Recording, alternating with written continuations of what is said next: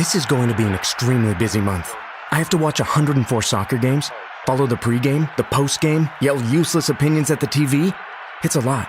So I knew that when it comes to screening for colon cancer, the choice was clear. The Cologuard Plus test. It can be used at home and can only take 15 minutes, so I can do it during halftime and not miss any action. If you are 45 or older and at average risk, ask your healthcare provider about screening for colon cancer with the Cologuard test. You can also request a prescription at Cologuard.com.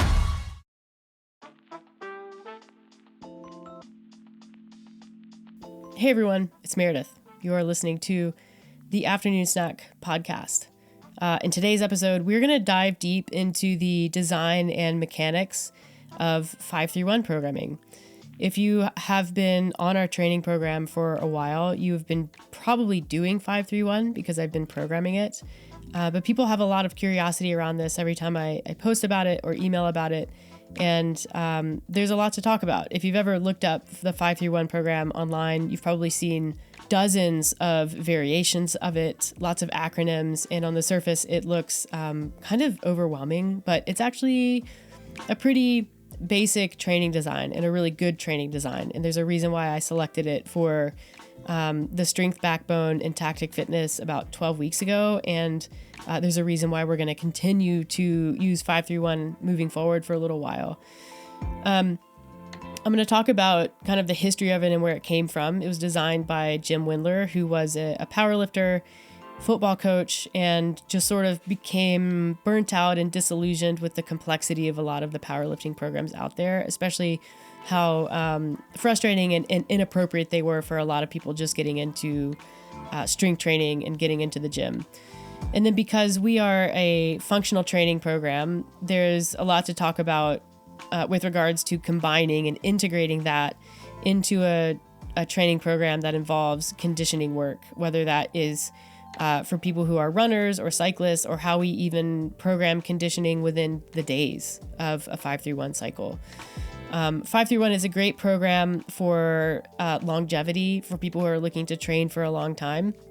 You can stay on the program basically indefinitely, and we're going to talk about why that is and how that works. So if you've ever been curious about strength training generally, or curious about 531, you're going to learn everything that you need to know on today's episode. And I'll make sure that there is a link in the show notes where you can read about our program and sign up if you're curious about it, because it's been super well received by our member base, and I'm genuinely excited to keep it moving forward. So I hope that you enjoy this episode. Let's get into it.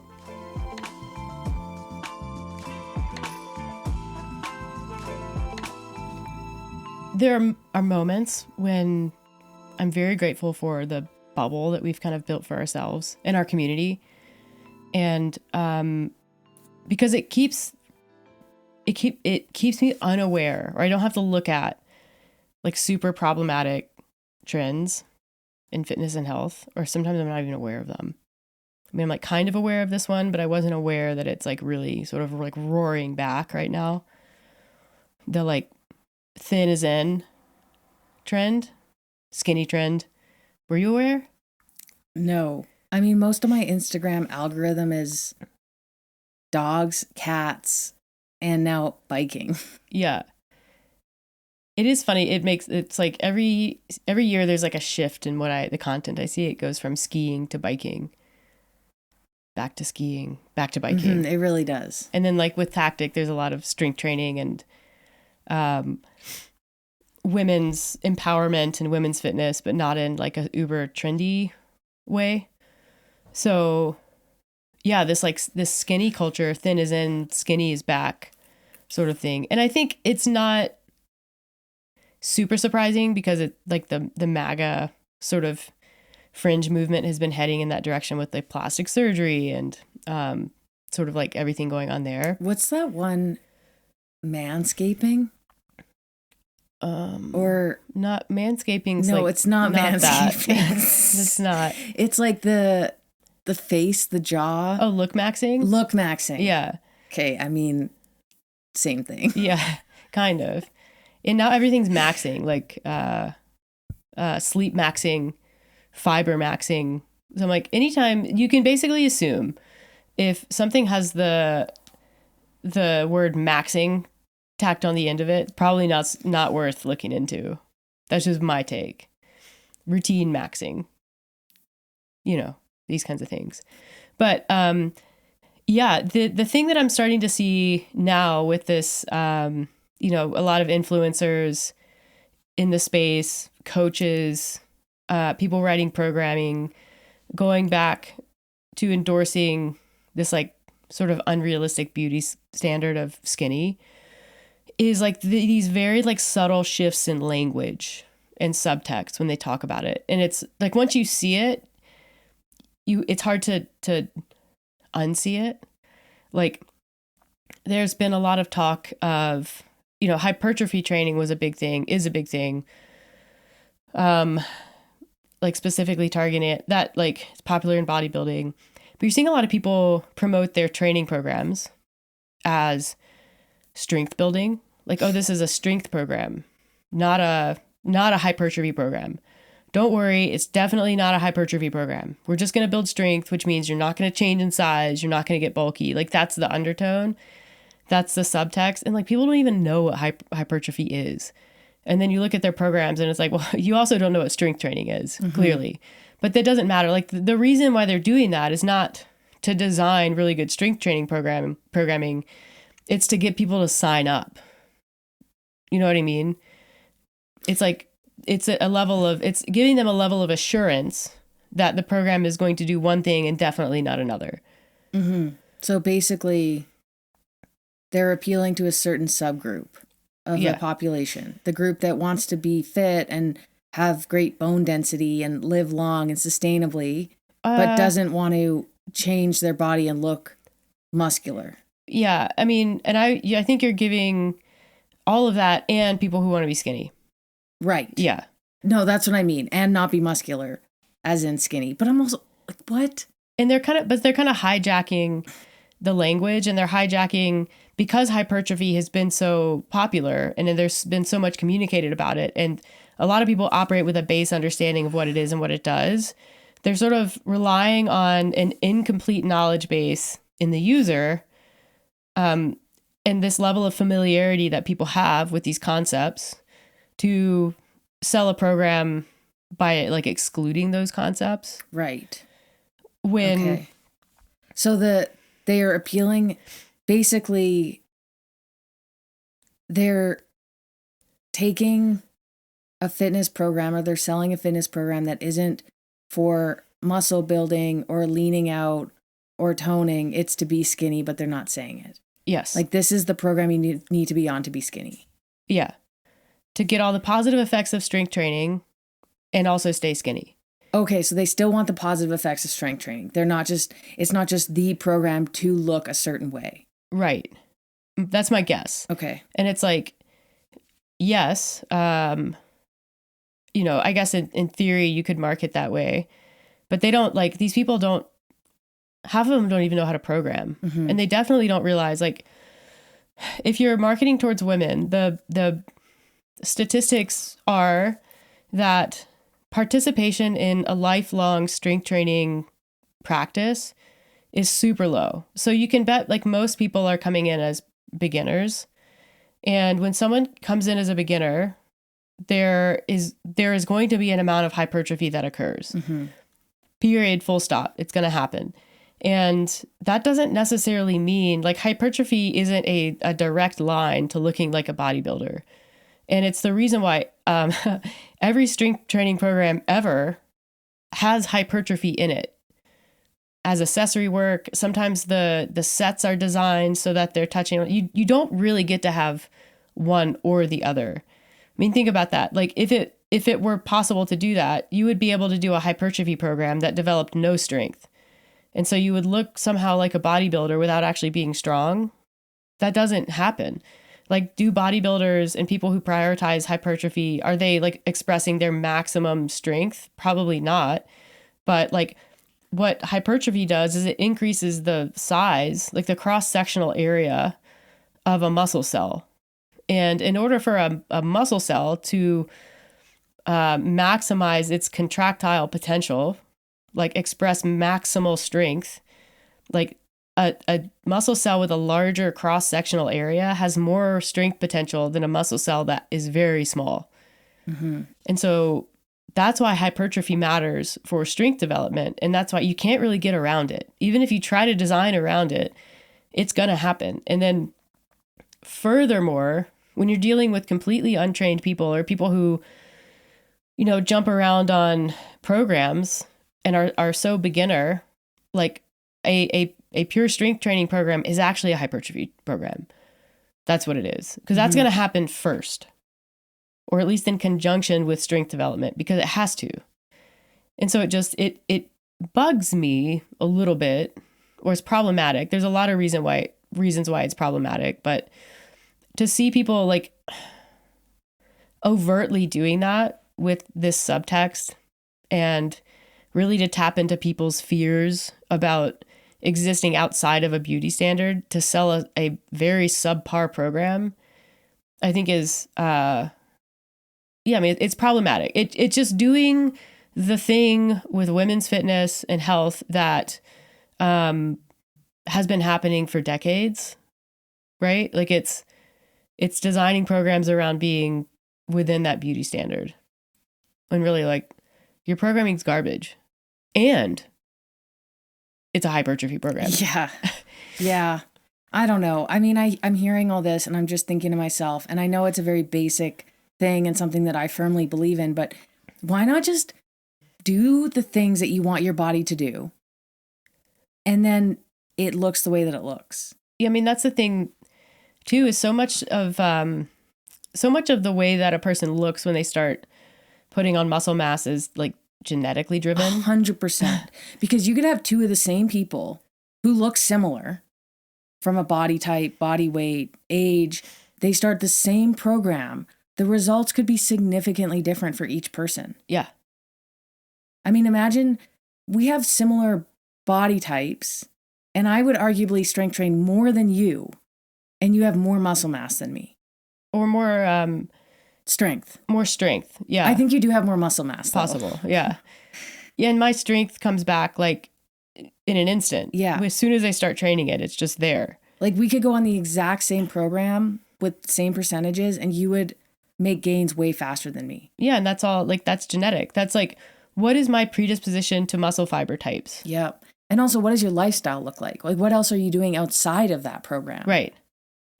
All of that matters. Yep. I mean, the closest thing, honestly, to a strength-only program that isn't hypertrophy and that results in someone being able to express a high degree of strength without like any additional muscle mass or any additional bulk. The closest thing that you'll get to one of those programs is an Olympic lifting program. Right. Because if we're looking at strength, we're not looking at objective, how much can you lift compared to another person. Mm-hmm. We're looking at how much can you lift compared to another person of the same body weight. Yeah. Because how much mass you carry also makes a big difference. Yep. It's strength to weight ratio. Yeah. And Olympic lifting programs are designed, like they do have a bias towards strength. You don't want to put on additional mass because that starts to impact range of motion. And Olympic lifting requires like an extreme degree of mobility and range of motion. And when you look at Olympic lifters on an international stage, a lot of them, they don't look like a person who is about to lift what they're about to lift. They don't look like a bodybuilder. No. And so like when I think about strength training and not physically changing your body, but developing an extreme amount of strength, it's Olympic lifting. Mm-hmm. But the thing is too, like, you have to do those programs for a ridiculously long time. And that's the other thing is like, you don't need to worry about adding bulk ever if you are someone who only trains like 6 to 12 weeks at a time and then stops or jumps around and changes the program. But you also need, for Olympic lifting, you need proficiency in the lifts. Yeah. In order to get the stimulant. Like there's also, I mean, if we're not talking about that necessarily. Yeah, but it's the same thing for back squats. I mean, if someone isn't proficient with the movement of a back squat, they're never going to be able to lift enough to really gain a lot of extra strength to a point. Yeah, I mean, mechanics matter. And when you are looking at an Olympic lifter, you start looking at what is your, what's your front squat compared to your back squat? What is your What is your clean compared to your back squat? What is your snatch compared to your clean? What is your clean compared to your deadlift? Right. And all of that starts to, I mean, that's the thing, like Olympic lifters don't even do a lot of deadlifting. Like, but all of that starts to answer the question of like, what is your limitation? Where is it? And most of the time for people doing Olympic lifting, it's technique. Like if your clean is less than like 80% of your front squat, you don't need to be worrying about getting any stronger. You need to be worrying about your mechanics. And the same thing with the snatch, because that's when a program like that, which is Olympic lifting is also a power-based program, which is a great way to develop strength. You don't get the gain of doing like sets of Olympic work.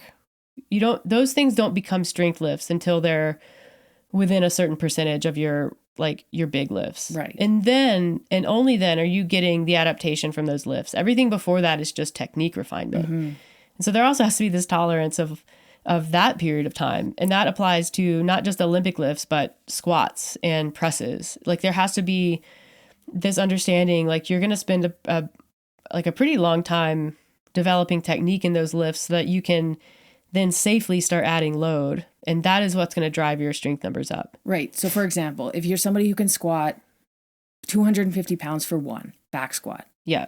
But you're new to snatching and you can only snatch 95 pounds. Right. Anytime that you snatch, you're not building strength.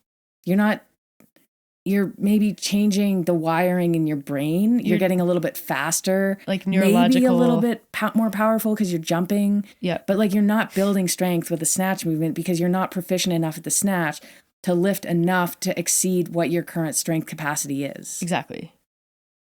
Just as an example. Totally. Yeah. And that's like, Olympic lifting is a very specific kind of programming and sport.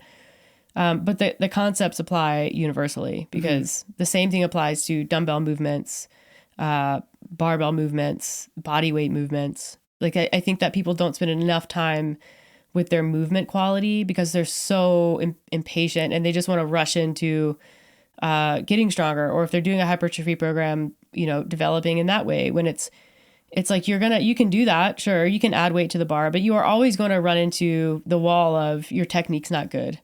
And if you just spend a little bit more time like developing the movement patterns and then start adding load, you don't have to do that thing where then you have to backtrack and fix a bunch of problems that you've created. Sometimes like injuries, like problems can be, you just can't load this anymore. Or problems can be like you've been loading it incorrectly for so long that now you have this like janky chronic injury that you have to rehab from. Well, and I think that's part of it too. If you look at overall fitness, strength is this thing that people put on a pedestal because it's the thing that is going to most likely change the way that their body looks. At the same time, though, there are so many other components of longevity and wellness that are overlooked because that doesn't change your body. Yeah. Like mobility, balance is a big one for people who are aging. I mean, if you build a lot of strength and you fall down, and you may not break your hip, but if you're falling down 5 times in a week because you have absolutely no balance as you age, you're still more likely to break your hip. Yeah. But practicing like balance, mobility, rewiring your brain with a well-rounded workout routine that has Olympic lifting or jumping or single leg work. Yeah. So that you don't have to, it happened to me the other day. I bike a lot. There's balance there. I do a lot of strength. I Olympic lift, I jump, I move laterally, but we were walking across a river and we were on rocks. Yeah. And it was a very stark reminder that I have not worked on my balance in a really long time on my feet. Like I was so off balance every time I stepped on one foot that it was scary. I'm like, man, I need to practice this. Yeah. I need to build this into my movement routine. Yeah. But people overlook that because it doesn't change their body. Yeah. And it's the same thing with Olympic lifting or doing sports. It's like, well, how many calories is that even going to burn? Right. How am I going to build, or is it going to change the way that my legs are shaped? No, but it's changing the stuff that really matters. Yeah. And I think it's a good reminder, like think long-term, what is it that you're training for? Is it training so you can look a certain way? Or is it training so that when you're 65 and 70, you still have a lot of vitality and mobility and you can still like take your fitness out into the real world and enjoy it. And I think that's often when people get to that age and they haven't been prioritizing that as a driver of fitness, you're really like, you then start to become faced with the consequences. And it's a little bit harder at that point to do anything about it. You can still make really meaningful changes. Like you can still, it's never too late. But if you're just proactive about it when you're younger and you keep that kind of in the forefront of your mind, then you don't have to get to the age of 72 and realize you have no balance and start to work on that at a point in your life where it is literally just harder to develop neurological connections, put on muscle mass, things like that. Yeah. So, that was kind of a roundabout way to getting into the topic of today, which is the 5-3-1 training method. And the reason why I want to talk about this is because I've been programming 5-3-1 with Tactic Fitness for about 12 weeks now almost. And originally I was just going to do kind of 3 blocks of it because I always run like a strength backbone in our programming. So to back up, Tactic Fitness is our fitness company.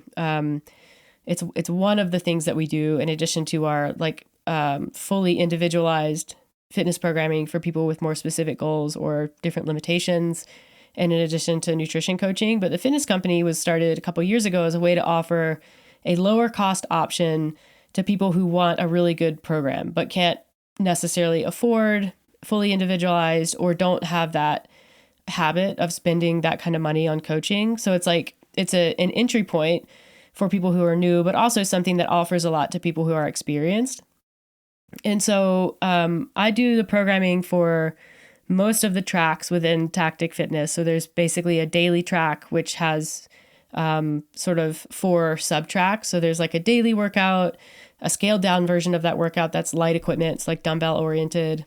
And then each of those, I write a tight on time version. So a version that you can get through in like 30 minutes instead of taking an hour or an hour plus to do it.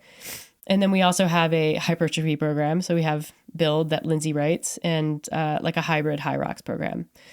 So within the daily, the programming that I write, there's always a strength backbone. So there's always a strength progression running, whether it's 5-3-1 like I've been running. Sometimes it's like just a straight up linear cycle that I'll repeat. Sometimes I do things like Widowmakers, so we're doing really big sets. So there's always something running, and 5-3-1 is something I decided to run. And the feedback on it has been really, really good. And that's not surprising. I've done 5-3-1 before. It's a great program. But I was surprised at like kind of the universal, like, yes, this is awesome. And so getting to the end of the 12 weeks, I was thinking like, well, what do I want to do next? And so I sent out a survey to members, our first member survey ever, and basically asked the question, because I was kind of leaning towards continuing with 5-3-1, just a different version of it. But I wanted to make sure that that's what people wanted, because it's sometimes like I program, but sometimes it feels like I'm an island because it's not one-on-one. So I'm not getting a ton of feedback outside of seeing what people are reporting as results, and then what people happen to share in the Facebook group or if they email. So the feedback was quite resounding and like, yes, let's do another 5-3-1. So I thought it would be cool to talk about the 5-3-1 method, where it came from, why I chose it, why I like it. And because I do think, education around what we're doing is super important. It feels good to know the why of your training and decisions being made.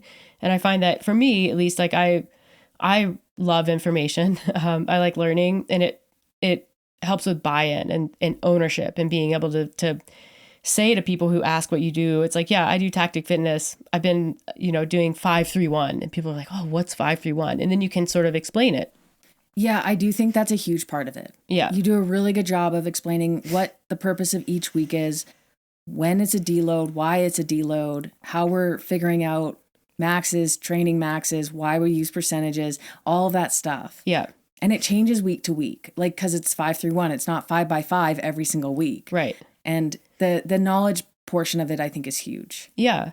And it's been cool because I've had to kind of refresh my knowledge on 5-3-1. Because if you've ever looked up if you're like, I want to do 5-3-1 on my own, and you look that up, there are so many variations of 5-3-1 out there that it's honestly hard to know where to start.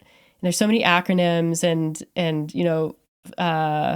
531 BBB. You're like, well, what is that? And so you can end up going down a ton of rabbit holes and not really have something that feels super actionable. That's probably like my main issue with 531 is I think that it reads in this super complex way, but it's actually like a fairly simple program.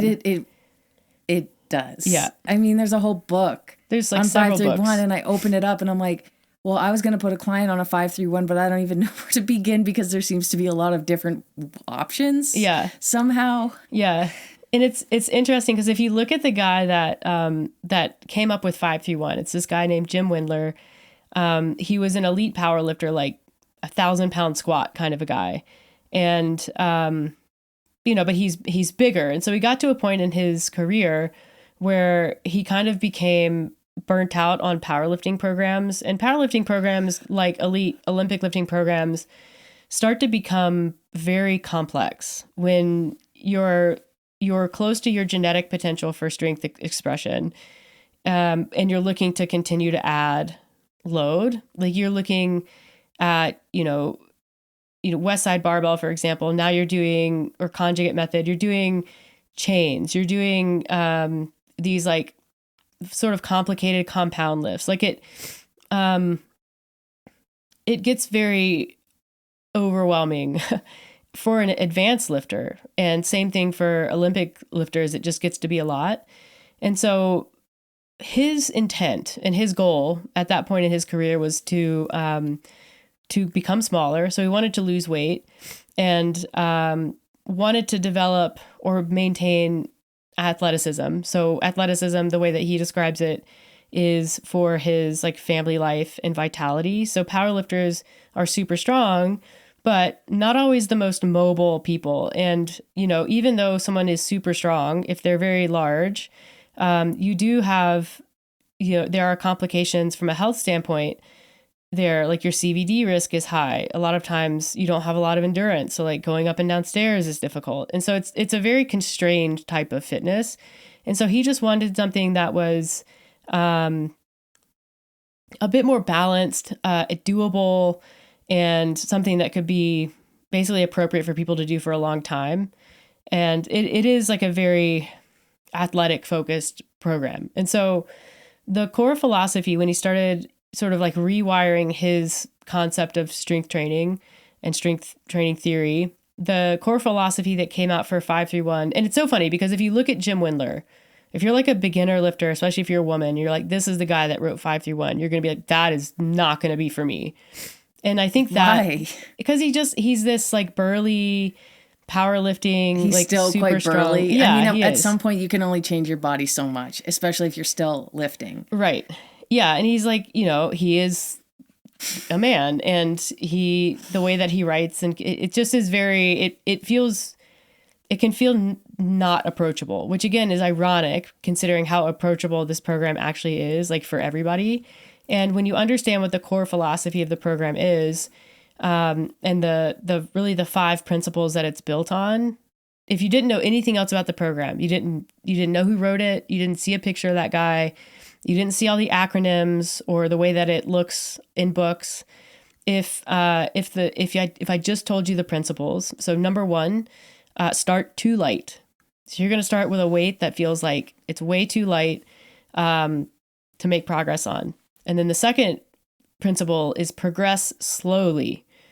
So the goal is still progression, but the goal is to have that progression take place over a long period of time. And that's for a few reasons. Number 1, it really reduces injury risk by a lot. It makes it feel engaging because you're always making progress. You don't really ever stall out. And when you do, there's a very clear path that you go down. And you're never, from a like central nervous system or body standpoint, you shouldn't feel cooked after these sessions. Like they're not going to feel max effort. And that means that you can show up the next day and the next week, and you can continue to show up, which is what drives that progression over time versus getting, 6, 8, 12 weeks into something and being like, yeah, that worked, but it was so hard. I need to like take 3 months off. Mm-hmm. The third principle is kind of derived from that, which is set personal records.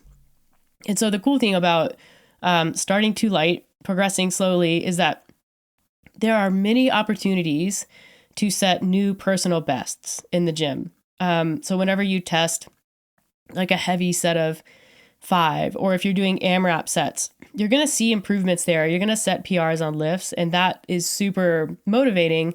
And then it drives your training max and your 1 rep max and continues the progression. The fourth principle is prioritize big multi-joint movements, which I think is, and it has to be the foundation of every strength training program. So big multi-joint movements, sometimes they're called compound lifts, sometimes they're called slow lifts, but you're looking at things like back squat, front squat, deadlift, bench press, shoulder press. And so multi-joint just means that you're working with multiple parts of the body in one lift. So the squat looks like a lower body lift, but you're also having to stabilize through your ankles. You're flexing and extending your knees. You're also flexing and extending your hips. You're having to stabilize your core. You're going to strain and have to stabilize and strengthen your upper back and T-spine to maintain a good back rack position. So it's a whole body lift. And then same thing with the deadlift. It's a deadlift, so it's very posterior chain heavy, but you're also flexing and extending the knee. You're driving through your feet and ankles. You're having to engage your midline and T-spine to keep your shoulders from curling. So these are all hold on to the barbell.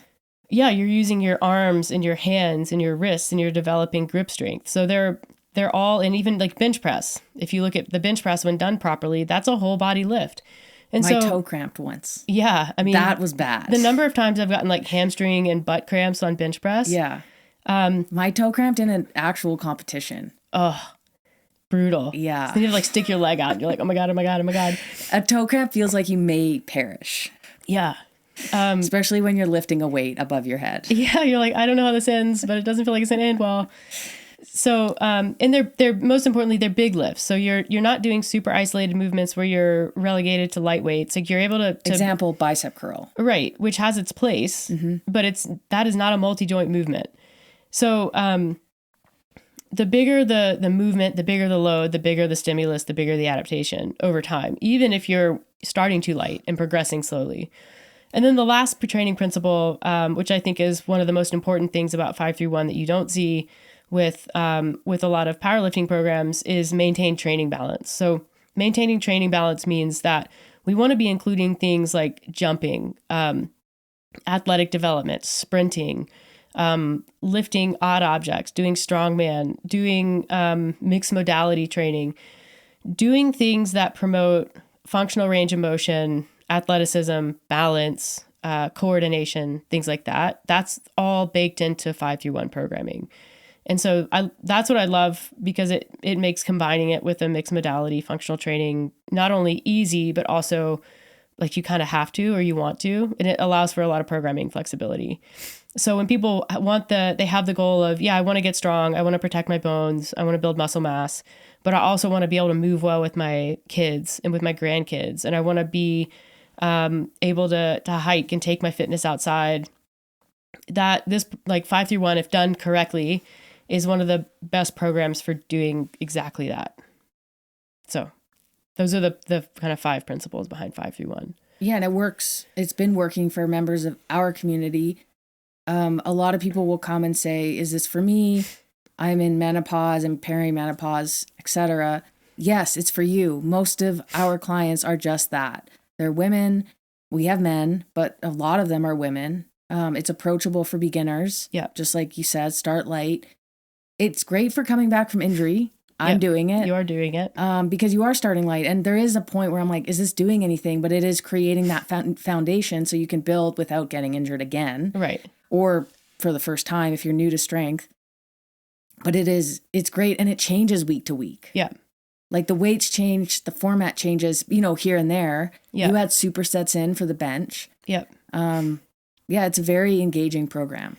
Yeah. And the foundation, like from program design and kind of mechanics of it, it's built around a training max, which again makes it different than a lot of programs out there that are based on 1 rep max, including like Olympic lifting programs.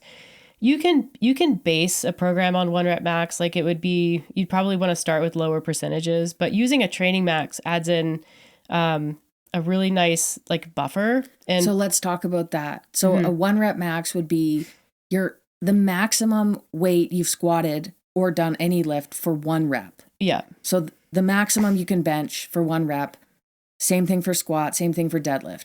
Basically, to test that, you're going to failure. Yeah. If you barely deadlift 185 pounds, you're going to try for 190. Yeah. And you go until you like literally can't do it anymore. Keeping it safe, of course. Yeah. And even if you don't, like a lot of people don't test 1 rep maxes. Like I don't do a lot of 1 rep maxing. But even if you test something like an 8 rep max, which is a safer max to test, you can use that number to calculate your 1 rep max. And so that's how a lot of people arrive at their 1 rep max. And then they use their 1 rep max for training programs. Sometimes it's estimated. Yeah, I would say it's often and probably most often estimated for people, and that's fine. Training max is basically making the assumption that on any given normal day, you are probably not peaked to hit your actual 1 rep max. So the training max is usually 80 to 90% of whatever your true 1 rep max would be, whether that's something that you've actually tested or something that you've estimated. So it basically takes that number and reduces it. And that buffer preserves long-term recovery and ensures that there's higher bar speed when you're doing lift. And like bar speed is such a nuanced topic with powerlifting, but the theory behind high bar speed lifts is that you're having to contract the muscle cells and muscle fibers faster to produce that speed. And like I already said, power training, so power athletes, football players, like Winter Olympic, like bobsledders are doing a lot of power training. And that's a really great way to train strength without training strength. So you can kind of combine that and put kind of power training into strength training if we're prioritizing bar speed. And it's way easier to prioritize bar speed using a sub-maximal number. So the way that I used 85% for training max recommendations and kind of help people to arrive at that number. And then even if you're like, I'm new, I don't have any idea what my 1 rep max would be or how to even do that, you can still work off of RPE and kind of develop clarity and get in the ballpark of what that number would be. And then once you have it, you can progress it. And even if you don't have it, again, starting too light, the way these cycles progress is you just add like 5 or 10 pounds to your training max number every time you start a new cycle. And so eventually you're going to be in the right range. Like, yeah, you might spend some time early on in a less productive range for training max because you've underestimated, but it's way better to underestimate that number than to overestimate it, because you overestimate it, you're just going to outrun yourself. Yeah. With and RPE, rate of perceived exertion, so how hard it feels. Right. And usually you indicate what it should feel like out of a scale of 10 being a max set. Yep. This is the hardest I've ever worked before. Yep. So the training design is based on the big 4 lifts. So squat, deadlift, bench press, and overhead press, which we've already talked about as those kind of big multi-joint heavy movements. And so assuming that you're doing like one of those per day, that's 4 training days per week. The other training days can be conditioning days, which again goes to supporting the balance of that kind of a program. So you would do 4 days of those, 2 days of other work. You can even combine those if you're on a more constrained schedule. So there are plenty of 5-through-1 programs that are written for 3 days a week or even 2 days a week. And the way that they are designed is a little different, but the philosophy is the same. And so 5-3-1 works on a 3-week loading wave. And so essentially on week 1, you're doing 5s. So like 3 sets of 5 reps with the final set being like an AMRAP set. That's how it's most traditionally written. That's how the AMRAP. As many reps as possible. So you're not just doing 5 on the last set. You're using the same weight that you used for the second set, So on the third set, you do 5 plus as many more that you can do close to failure. Yeah. So if like week one for squatting, and again, the AMRAP is not written into every single 5-3-1. And I'm saying that because up until this point, I have not been writing AMRAP sets. I've been doing straight sets and then drop back FSL sets. What does FSL stand for? FSL stands for first set last. And so it's a way, and we'll talk about this, but 5-3-1 is, from a main set standpoint, a very low volume program. So the bread and butter of 5-3-1 is getting in volume with very submaximal load. And so let's say on week 1, you're starting your first working set of 5 is at 65% of your training max, which is going to be light. It's going to feel light. It's supposed to be light. Your second set would be at 70%, and then your third set would be at 75%. So FSL means that as soon as you're done with those 3 sets of 5, increasing in percentage of that training max, you're going to drop back to the first percent. So if you're week 1, that's 65%, and do 5 sets of 5 reps at that weight. And so you're getting in a lot of volume at that 65% number. But it's not so heavy that it's going to smoke you. You know what I mean? So yeah, we'll get into the other weeks, but, so that the 3 sets of 5 reps, so 65 for the first, 70 for the second, 75 for the third. On that 75% third set, you would do your 5 reps, and then you would do as many more as you can beyond 5. So, at 75%, maybe you're getting all the way up to 10 reps, and you would want to leave maybe like 1 rep in reserve, like don't fail a back squat. But there's a huge adaptation that comes from that.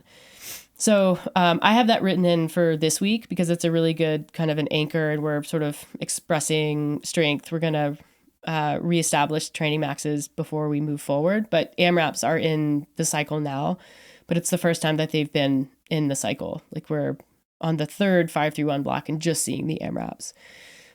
So the second week you would drop to 3 sets of 3 reps, kind of the same format, but the percents bump up. So instead of starting at 65, you're starting at 70%, 75, or 70%, 80, 85 maybe, or 70, 80, 90.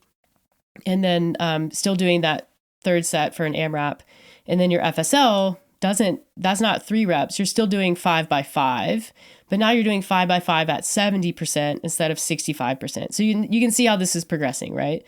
And then the third week, this is the 5-3-1 week. So you do 5 reps at 85%, 3 reps at 90, and then 1 rep plus the AMRAP if you're doing AMRAPs at 95% of your training max. At that point, if your training max is where it should be, you should be landing in like the 3 to 5 rep range for your AMRAP. And then you would keep your FSL again at 5 by 5 of that first percent.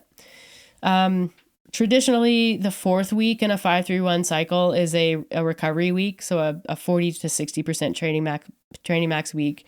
It's low intensity. The conditioning work kind of goes down proportionally as well. And that allows you to recover, feel better, kind of have that adaptation occur before restarting the cycle. And so when you restart the cycle, it's really, really straightforward.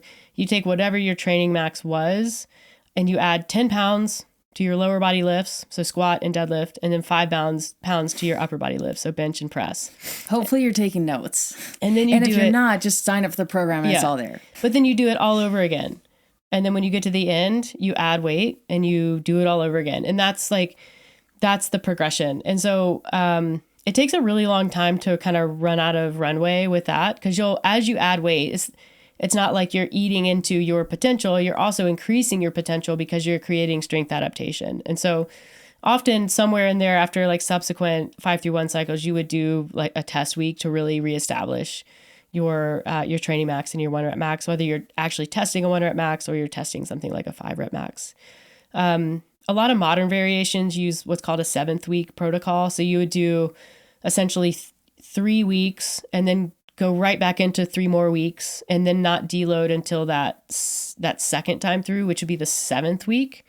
So I'm kicking around doing that with people as we sort of venture into our next 5-3-1, because I think if you've been around, you have a good enough base to do that.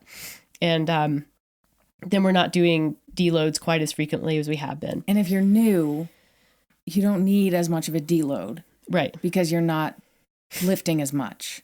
Yeah, exactly. And so not it's sort building as much fatigue because you're new. Right. It takes care of that group of people where you're feeling like, oh, this is kind of a waste because, I'm new, or it didn't actually feel that hard or whatever. When does the next 5-3-1 cycle begin? The next 5-3-1. So we're in are we in the third week now?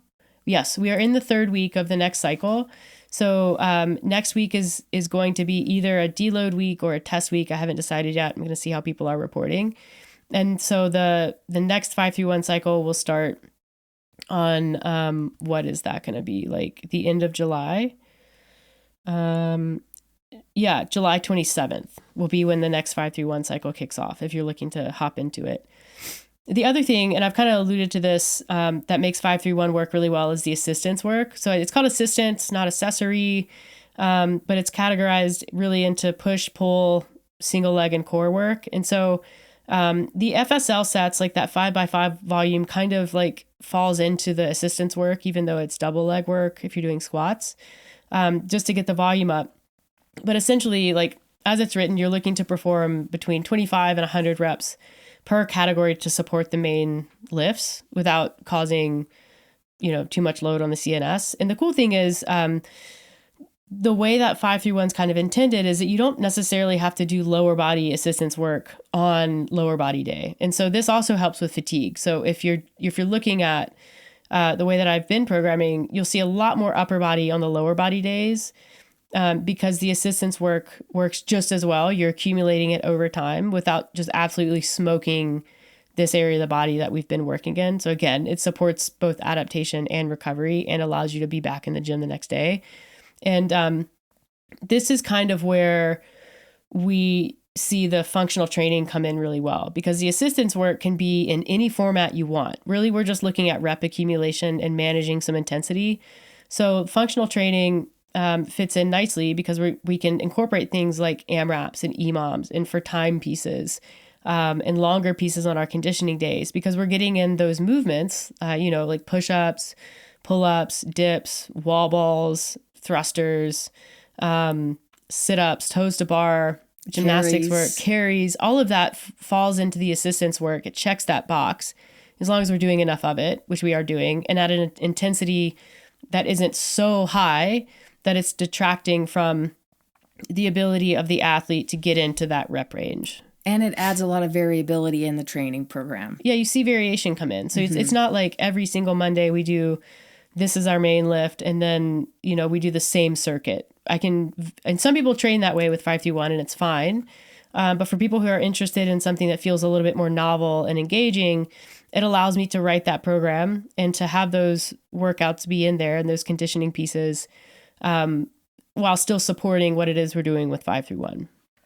And then the other thing with 5-3-1, because it is a very athletic oriented program, if you look at 5-3-1, Jim Wendler is a football coach. He works with young athletes. And so there's a lot of prowler work. There's a lot of jumping. There's a lot of athletic development work. And for me, I know it's really hard for people to get outside and do that work as adults.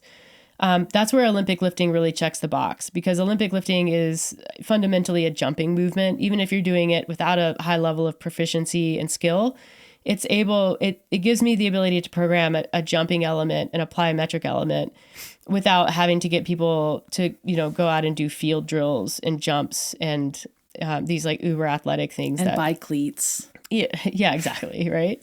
We're not doing agility ladders. Yeah. But I can still program athletic things, and Olympic lifting is a very athletic movement. So we should bring the agility ladder back. I would benefit so much from that. You actually would. We should get one. Let's do it. Okay, done. I used to be good at it when I, dry land for skiing. Yeah. Now I would probably be a complete mess. Probably. But you would start as a complete mess. Yeah, and it would build quickly. Yeah. Man, there's just not enough time in the day for all the things that we need to do. I know. So, integrating 5-3-1 into a functional training program like what we write, or something like CrossFit. I don't write a CrossFit program, even though some of the elements are the same. So like the core conflict with something like CrossFit, as it's traditionally written in 5-3-1, is that CrossFit tends to be quite random. And I was just thinking about that.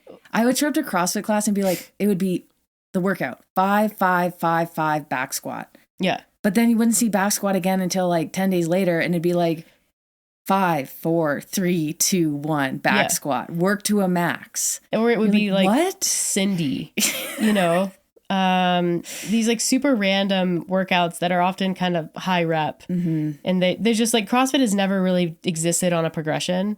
And now, I mean, people who are training for the sport of CrossFit are not training that way. I don't think most gyms are programming that way anymore. No, I think it just burns people out. Yeah. And also just doesn't create progression. No. Why would someone need to max out their deadlift? Right. On a random Tuesday. So that they can just be jacked up for the rest of the week. Yeah. Which is nothing wrong with maxing a deadlift, but it's not something you want to do on just like a random day. You want to build up to it. Yeah. So kind of the best practice for combining programs is take 5-3-1 as the strength core, which again, I'm already doing this. This is how I write our program. There's always a strength core that is the focus. And then you perform that work while you're fresh. And then, I mean, essentially like, pull back the curtain on program design. If you're doing Olympic lifting, that should come first because it's the most demanding from a neurological standpoint and a strength standpoint. And then you do your heavy barbell work because it's maybe less demanding from a neurological standpoint, but still very demanding from a strength expression in CNS. And then everything after that becomes less heavy and less complex. And so you do your barbell work, your assistant strength work, like primary assistance work after that, if there is some, so like FSL sets and accessory. Then you would do your conditioning work. And then at the very end, you do your accessory, like your really light core stuff or like rehab stuff. So things become easier across the session. And that makes sure that you're able to sort of express what needs to be expressed when it needs to be expressed without, if you did your conditioning first, for example, you would be pre-fatigued going into your lifting, either your Olympic lifting or your strength work. And that just doesn't work. Like it's not a good way to do it. And so that's how I always program. So you want to program the heavy barbell work first while you're fresh, and then follow that with non-competing conditioning, and then wrap it up with rehab that isn't going to really like compete with anything. And so non-competing just means you wouldn't want to program like a high rep quad heavy workout like thrusters or box jumps, lots of air squats the day before a 5-3-1 squat day. Like you just want to preserve whatever the main stimulus is, both on the day, but also in the days leading up. So that's kind of the philosophy of non-competing. Intelligent programming. Yeah. And I'll just pipe in, these workouts that Meredith designs are meant to be 60 minutes or less, as long as you're not dilly-dallying. Yeah. And some people, if you're newer and you're having to watch videos, like I don't program with that in mind. So like there definitely has to be some tolerance of learning when you're new to a program. And yeah, they're 60 minutes or less. And when I do them, because I do them and I check that often, I'm always done in under 60 minutes, but I'm really efficient. Mm-hmm. And I'm often done in like 45 minutes, 50 minutes. And so I think for people moving through with intent and purpose, it's 60 minutes. For people who are having to learn and try to understand, like it's going to be longer, and you have to be able to tolerate that, knowing that it will get faster and you will become more efficient. The intensity component, this is something that I kind of grapple with because I like putting in high intensity workouts sometimes. I don't program them like every single week. And so the harder conditioning work, so like sprints, air bike sprints, we don't do any, I don't program prowler, but if you're doing prowler or like sled work, higher intensity, like CrossFit kind of metcons, you want to, on average, perform those at roughly like 50 to 60% of your maximum capacity. So like a 7 to 8 out of 10 RPE during regular training cycles to make sure that you're recovering. And then maybe like intermittently, you'll see me throw in something that's a bit more of a tester or something where I'm like, this is a send it, like, and I accommodate for that. And I make sure it's at a time in the cycle that makes sense instead of just like piling it on an already really heavy day. Just because I do think there's value in touching on intensity here and there, as long as you're able to recover from it and it's not taking away from what you're doing. With that said, if you're someone who knows that you get really smoked by intensity, you can always dial it back. And I always include that note in there, which is like, this is a high intensity piece, but like do what feels right to you. If you don't want to go there, don't go there. Like you don't want to touch fire if like that feeling is going to be discouraging and off-putting and make you not want to show up the next week. But also know that like if you touch fire 1 week, you're probably not going to touch it for a couple more weeks. Yeah. Yeah, so that's kind of my philosophy with programming around like functional training and sort of CrossFit-ish programming. And I think a lot of people who come in from a CrossFit background or something like street parking, where you are touching on intensity more, I think the lack of intensity throws people off because it is dialed back. And I write workouts in a way sometimes where the movements themselves limit intensity. So, throwing in a single arm farmer's carry or a front rack carry in the middle of a conditioning where that's going to bring the intensity down because you can't move with like that much quickness doing movements like that. And so I try to constrain it with program design as well. If it is a workout that's very straightforward, like, run, air squat, kettlebell swing, if I'm trying to control the intensity, I'm controlling it with notes, which is like you're running at this sort of RPE. You're not doing the fastest air squats you can possibly do. Kettlebell can't be rate limited or is a rate limited movement. So you're going to just do that at the speed at which you do it. Use a weight that makes sense. But I try to bring in a lot of education around the desired intensity and feeling so that people are staying within the appropriate, range for their capability with Metcons. Yeah. And having done a lot of these workouts and having Meredith program for me, it's nice to go into a workout and most of the workouts being, especially if you live a high stress life with a lot of responsibilities, the last thing you want is at the end of the day to have to rally for a super high intensity workout almost every single day. Yeah. And I mean, there's enough stress in our lives. High intensity work adds to that stress. So if it's not managed, it's going to burn you out, or you're going to start doing these quote high intensity workouts at a much lower intensity anyways. Right. So why not intelligently program for low intensity and then be able to hit those high intensities harder? It's like, it just makes more sense. And it's a little bit more approachable for workouts. And you're not going to get like slaughtered and walk out of the gym delirious. Whether you work out at night or in the morning or at lunch, you can get on with your day. It's built for people who are wanting to live their life. Yeah. I mean, and like you said, the body's going to take the intensity down when it needs it anyways. And so I try to program in a way that keeps people out of that gray area of intensity where you're just dampened, but don't realize you're dampened because you're still working hard. You're doing a 6-minute AMRAP at the same speed you're doing a 20-minute AMRAP. Right. Yeah. And that's so prevalent in CrossFit, especially with women. Women can tolerate a lot more volume than men can. And so what that means is women are a little more susceptible to that gray area and that chronic dampening without realizing it. And in that, it's not that any workout is good to do. It's not that you're not getting anything out of that, but you're not getting what you could get out of a training program if that is the space that you occupy a lot of the time. And you're probably mentally exhausted. Right. I mean, we want to be overreaching and creating adaptation, but we want to stay out of that overtraining scenario where like things start going backwards. Yeah. Or just like very, very low motivation. Yeah. Like you can't rely on motivation and you can't really like cultivate it, but you can avoid that. You can avoid getting on a program where you're dreading working out. Right. Because it lacks variety or it lacks easier days or. Yeah. I mean, that like when the feelings of like, I really don't want to like get up and do this become pervasive, that's usually an indication that something with the program design is off or the way that you're doing it is off. And so that's always a good thing to kind of be checking in on. Yeah. What else? The life cycle of a 5-3-1 user, I think, is what makes the program kind of the most special. Because in theory, like if you ask the question, like, how long can I stay on this program? Like it's the answer forever is not incorrect. So like, and it's partially because it's so submaximal and flexible that you can kind of run a 5-3-1 forever. And I think that's probably why the book that Wendler wrote is called 5-3-1 Forever. And some of that, like if you transition between different 5-3-1 templates, so from like an FSL to a big boring but big, to like a more conditioning focused version, like, Cryptia, you can take the main philosophy of 5-3-1 and just like do different versions that create not only novelty, but different adaptation over time. Like the boring but big version of 5-3-1 is a a very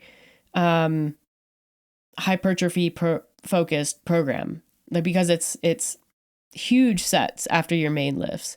And so you're going to develop, you're going to increase muscle size a little bit, and you're going to see changes that you wouldn't necessarily see on other 5-3-1 variations. And I've kicked around doing boring but big, but it is like a very high volume situation. So maybe we'll do that down the road. When we're talking about training max, if you're starting, at a true 90%, 85%, most lifters can get through about 5 to 8 cycles before you start to hit a significant plateau where you're just not able to continue to add, like you wouldn't be able to necessarily add 10 pounds to your training max. And so when that happens, you don't want to grind through that phase. So typically, like, if you can do two things. You can lower your training max by like 10% and then just build back up. And so there's kind of like a baked in recovery there. So it's almost like 3 steps forward, 1 back, 3 steps forward, 1 back. And so you're continuing to make progress while building in recovery with these back off phases. Or you can periodize it more specifically with like 5 blocks forward and then 3 back. And so that's where you would progress and continue for 5 cycles and then deliberately reset by maybe 3 cycles. And on paper, you're like, wow, but 3 cycles is like 9 to 12 weeks. That's kind of a long time. But scale that up over time, and you're making huge progress while building in these kind of large blocks where you get to manage fatigue, you get to clear it out, you get to maintain momentum, you get to do other things because the sessions are just less intense. And I like that approach. I think periodized training is something that kind of went by the wayside with CrossFit and the way a lot of adults do strength training, which is like, I just need to do strength training all the time. When really, when you're looking at what athletes do across their life cycles, it's periodized. They have on season, off season. Their strength training is periodized. It's very similar to the way that athletes train, which is not like inappropriate for normal people. If it works for athletic development, it's definitely going to work for, someone in their mid 40s who is trying to get strong for life. Like, you're an athlete too. Yeah. So it's like, treat yourself like one. Yeah. Train like one. You don't, yes. You need to be doing high jump, but periodized training works really, really well. Would I ever write a 5 forward, 3 back periodization for our program? Probably not, because, what if someone signs up, we're in the middle of like a 3-month back off block, like that, just, it's not good for business. But I do write in, you know what I mean? It would not be good. I do write in recovery weeks and back off weeks, especially with a program like this, because it's what continues to create progression over time. And that's like some people, like 5-3-1's been called the merciful barbell program, which again is so funny when you look at Jim Wendler, because you're like, there's nothing merciful looking about that guy. But it does create a strength training program that can be a lifetime pursuit that accounts for bad weeks and travel and injury and getting older. And there's a huge amount of value with being consistent and learning and engaging with this type of program over time, because that's what creates this level of familiarity, which not only starts to tap into your identity, like it just becomes something that you do and you understand really well. But it also becomes something that you're just really proud of. Like, consistency is something that I've never met someone who's been consistent on anything who doesn't become proud of the consistency. Yeah. And when you're proud of the consistency, it becomes so much ingrained in who you are that it's like, well, I want to continue to do it because, like, I like being consistent and I'm really proud of how long it took me to get here. And so it becomes self-reinforcing. And that's why, like, the ability to do a program like this over time, over a long period of time, I think is what makes it so valuable, instead of just doing, a really hard program for 6 months and then getting to the end of it and being like, I need to stop. Mm-hmm. Agreed. And I think that the results that people see on 5-3-1 are, their own kind of reward. I've had people come to me who were athletes when they were younger. Maybe they've dabbled in different kinds of training, and they're like, look, I have not made strength gains like this since I was in my early 20s. And now I'm in my like early 40s. So it also breaks this this belief that you can't make that kind of progress when you're older, especially, I mean, you hear it all the time. If you have a high training age, if you've been strength training for a long time, you know, maybe you won't be able to make progress when you get into your 40s, but I think you can. I think you might have to change the approach.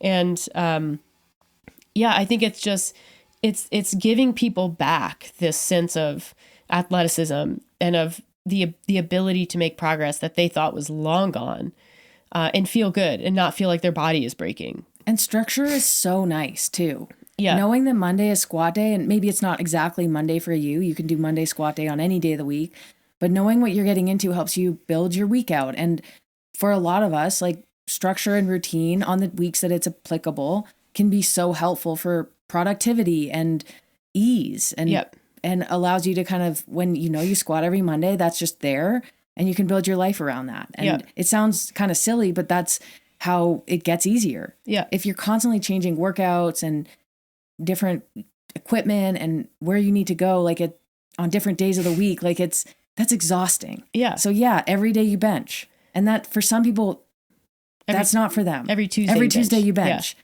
That's just what you do. And that sounds ridiculous and boring, but it's actually not. Especially when you get the other variability and you see the progress that you're making when you bench every Tuesday. Yeah. I mean, I run long every Saturday, and it's, some people just couldn't do that, but it's how you make progress, and you learn to love it. And you'll love sitting across from your friend, Heather. I don't know if you have a friend named Heather. Maybe you do. Maybe your name is Heather. If your name is Heather, then your friend is some other name, or maybe also named Heather. Yeah. There can be two of you. And when, you know, you have that friend who is on and off different programs, and they ask you the question like, well, what are you doing for training these days? You can be like, Heather, I'm doing the same thing I've been doing.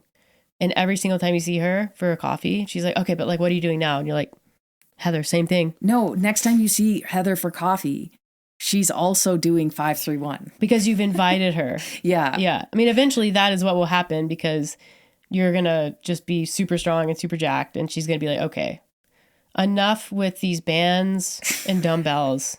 I think it's time for me to get a barbell. Yeah. Yeah, it's super cool. And it, I mean, strength training is really fun. And I'm, you know, saying that as someone who is definitely biased towards strength training, but, yeah, 5-3-1 for me, it gave me a way to strength train into the cycling season that was approachable. It's, what I'm doing coming out of cycling season, and it's not breaking my body. And, yeah, I just think it's great. Like, I'm genuinely excited to get back into it myself. And I'm excited that people are so excited by it, because I'm like, that's validating. It's rewarding to be in my seat and be able to write programming that people are really stoked on doing. So you do really enjoy it. I can attest to that. Yeah. It's my favorite thing that I do. Yeah. And I really love cameras and social media, but I love writing programming. It's like, it's the thing I've like yearned to get back into ever since starting this company. And now it's kind of the main thing that I do. And I just want to continue to grow it and make it awesome, because I think that there's this belief, there are so many barriers that people install for themselves. There are some real barriers to good training programs. Like, I think great training programs tend to be quite expensive if you're working one-on-one with a coach. And there's a lot of value in that. And I'm saying that as people who offer one-on-one coaching. So if you want that, we can do that for you. But I don't think that a lack of finances means that you don't get good programming. And so I'm trying to maximize the value that we can deliver and write really intelligent programming that works for most people if they just stick with it and are consistent. And, you know, the takeaway over time, you'll have strong lungs, you'll have strong legs, you'll develop consistency and discipline in the routine. Doesn't mean you have to do things the same way. It doesn't mean you can't have weeks where you're sick or traveling or whatever. But you'll start to understand that consistency really is a long game, and not, you know, how well did I do this week? Or, you know, you won't panic so much about bad days, because it's just there for you.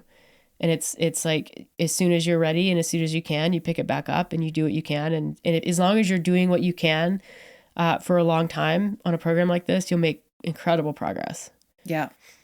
I think the last thing I'll add is, if you've gotten to the end of this podcast and you're wondering, well, that sounded like a lot, that sounds kind of complex, that sounds really intense, this program is for you. Unless you have any significant movement barriers or injuries, this is okay. This is for you. It's entry. Yeah. Entry level. And there are a lot of options for support as you get into it. Yeah. So movement demos, all of that, a ton of notes, videos for every workout. Facebook group where you can ask questions. Like, I will answer your question in the Facebook group. If you feel like you need to train to do this, you don't. This is the training that this you need is the to do entry this. point. Yeah, exactly. Yeah, I mean, so just go for it. Yeah, tolerate the learning curve. Mm-hmm. It's going to be there. There's no way around it. You're not going to know what you're doing at first if you're off the couch, you're new, it's been a long time. You will learn. It will get better. There are people who started with Tactic Fitness like day one who had no idea what they're doing, and they're several years into it now, and they're like, I'm just so glad that I stuck with it because it's changed my life. And that sounds like a sales pitch. It's not. That applies to any program that anyone does. I'm just saying from my vantage point, it's ours. But you have to stick with it, and you have to believe that it will get easier, and you will get better, and you will learn, and you will be able to do things which are all true, but those things are not true if you're like, this is too overwhelming, and quit. Yeah. And if you are scared to go to the gym or you're intimidated, totally understand that. Do it anyway. Think about me. I go to the dirt jumps every week, and I start on the smallest jumps, and I'm with teenage boys who chirp me, and they're doing like backflips off the big jumps, and I just don't care. Yeah. You know, just be you, take up space. Yeah. One day I'll be that kid, maybe not. But you know, I'm not going to I still enjoy it, and it's good for me. And you just own it. And so if you don't let that stop you, what other people might think of you. Exactly. I don't know what dirt jumping has to do with this, but it's just you're looking at me weird. No, it's just, but it's like, just go. Yeah. Even if you feel like you don't belong. Rip the Band-Aid off. Yep. People who you think care are just too into themselves to actually pay attention to. They're just wondering if I'm looking at them. Probably. And that's why they're chirping me for attention. Exactly. Which they get. Cool. Well, I hope that demystified 5-3-1 and strength training a little bit for you. I hope that you enjoyed listening to it. If you have someone who you think maybe you're bought into 5-3-1 or strength training, maybe you're already doing it, but you're like, my friend really needs to hear this because they, continue to resist doing a program like this, send this to your friends, get them to listen to it. Our goal is always to break down barriers and make things feel approachable and friendly, even if they seem scary on the surface, because that once you can get over that hurdle, really cool things start to happen. So thanks for listening and for sharing if you do pass this along to someone, and we'll catch you on the next episode.